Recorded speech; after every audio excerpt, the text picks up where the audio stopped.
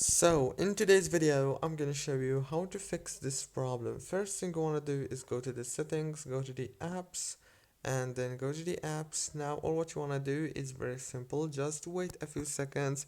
It will start loading the app. Scroll until you find Snapchat and click on Snapchat. When you click on Snapchat, click on data usage and make sure that these options here are enabled. Go back and then click on storage. As you can see, click on clear cache and then go back, click on the power usage details and then click down here on force stop. As you can see, go back to the settings on your phone. Click on wireless and networks, enable the airplane mode for 10 seconds and after that disable it, and then go back to the home page. Open the Play Store or the App Store if you have iOS. Search for Snapchat and update it. Very easy and simple, as you can see. Don't forget to like and subscribe, and thank you very much for watching this video until the end.